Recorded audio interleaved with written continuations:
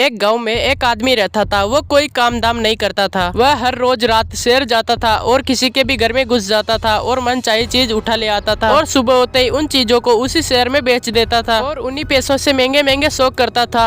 अरे यार हरिया, ये बंटी तो दिन ब दिन अमीर ही होता जा रहा है। क्या तुम्हें पता है ये शहर जाकर ऐसा क्या काम करता है? नहीं भाई, अगर मुझे पता होता तो मैं भी अमीर ना बन जाता। बात तो तुम सही कहते हो भाई। चलो इसी से पूछते हैं कि ये ऐसा कौन सा काम करता है। फिर वे दोनों बंटी के घर आ जाते हैं। भाई हमें भी बताओ कि तुम ऐसा क्या काम करते हो, हम भी 2-4 रुपए कमा लेंगे। नहीं नहीं भाई, मैं जो व्यापार करता हूँ उसे करने के लिए बहुत ज्यादा दिमाग की जरूरत होती है। वो तुम दोनों के बस की बात नहीं है, तुम रहने ही दो।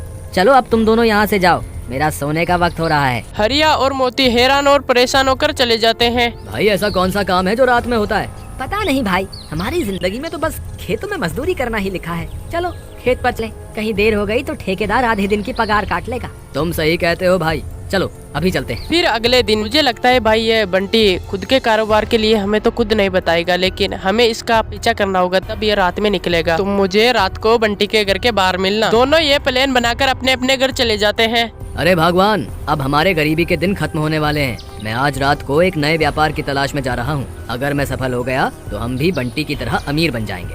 अजी, क्या आप सच कह रहे हैं? फिर तो मजा ही आ जाएगा। फिर मैं बहुत सारे गहने और कपड़े खरीदूंगी। कपड़े खरीदूंगी? गांव बसा नहीं, लुटेरे पहले आ गए। चलो जाओ अपने कमरे में, मुझे काम से जाना है। रात होते ही दोनों बंटी के घर के बाहर आ जाते हैं। बस अब हमें यहीं इस बंटी का इंतजार करना है। ये जरूर व्यापार करने के लिए घर से निकलेगा। अरे भाई हरिया, इसने अपना मुंह क्यों ढका हुआ है?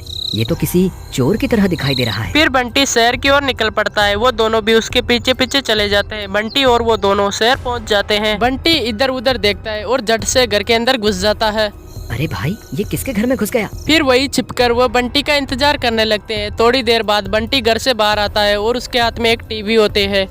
अरे भाई, ये टीवी कहाँ से ले आया? अरे ये तो चोर निकला। मोती भाई, ये तो किसी के घर में घुसा और उसका टीवी उठाकर वहाँ से चंपत हो गया। चलो इसका पीछा करते हैं। मोती और हरिया बंटी का पीछा करते हैं। तभी बंटी टीवी को कूड़ेदान के पीछे छिपा देता है और इधर उधर देखकर वहाँ से वो चला जाता है। तभी मोती और हरिया वहाँ पर पहुँच जाते हैं।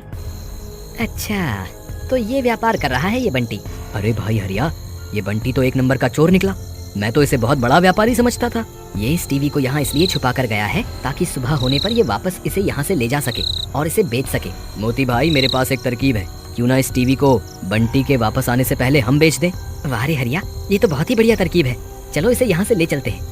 फिर वे दोनों उस टीवी को वहाँ से उठाकर चल देते हैं और सुबह होने पर वो टीवी को लेकर एक कबाड़ी के पास आ जाते हैं। अरे भाई साहब, ये हमें टीवी बेचना है। ये तुम कितने में लोगे? इसका तो मैं 1000 दे सकता हूँ। चोरी का माल समझा है क्या? 5000 के अंदर लेना है तो लो, नहीं तो मैं दूसरों को बेच दूंगा। वह उस टीवी को कबाड़ी को 5000 के अंदर बेच देते हैं। अरे वाह हरिया, आज तो मजा ही आ गया। खेत में पूरा दिन काम करने पर तो सिर्फ 300 रुपए ही मिलते थे और यहाँ तो एक झटके में हमने 5000 रुपए कमा लिए। चलो चलो अब गाँव चलते हैं। वही दूसरी तरफ बंटी अपनी टीवी को ना पाकर परेशान हो रहा था। अरे यार, ये कैसे हो सकता है? मैंने तो टीवी यहीं पर छुपाया था, फिर टीवी कहाँ चला गया? आज का तो दिन ही खराब है। लगता है मेरे व्यापार को मोती और हरिया की नजर लग गई। फिर वह उदास होकर वापस अपने गांव आ जाता है और दूसरी तरफ मोती और हरिया बहुत ज्यादा खुश होते हैं। अरे भाई हरिया, कल तो मजा ही आ गया। मेरी पत्नी तो खुशी के मारे फूली नहीं समा रही। हम आज रात फिर से इस बंटी का पीछा करेंगे। रात होने पर फिर से बंटी शहर निकलता है। वो दोनों भी उसके पीछे पीछे शहर चले जाते हैं। वो शहर जाने पर वो छिपकर देखते हैं। अब की बार बंटी घर के अंदर से एक साइकिल लेकर आता है और उसी कूड़ेदान के पीछे छिपाने चले जाता है। वो दोनों भी उसके पीछे पीछे चले जाते हैं। बंटी साइकिल को छिपा देता है और वहाँ से भाग जाता है। तभी वो दोनों वहाँ पर आ जाते हैं।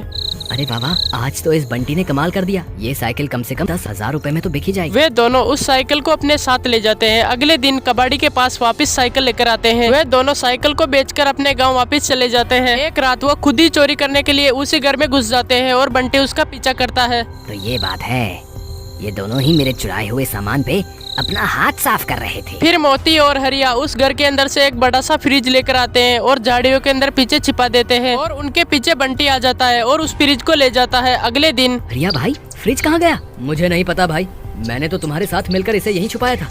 तुम ज्यादा समझदार मत बनो हरिया। मुझे लगता है तुम अकेले ही सारा मुनाफा हड़पना चाहते हो। कहीं तुमने अकेले ही तो उस कबाड़ी से इस फ्रिज का सौदा नहीं कर लिया? नहीं नहीं भाई, यकीन ना हो तो चलो उस कबाड़ी के पास ही चलकर पूछ लें। फिर वो दोनों कबाड़ी के पास जाते हैं तो हैरान हो जाते हैं, क्योंकि पहले से ही बंटी उस साइकिल को ले जाकर कबाड़ी के पास खड़ा होता है। क्यों भाई बंटी, यही है तुम्हारा व्यापार? तुम तो एक नंबर के चोर निकले।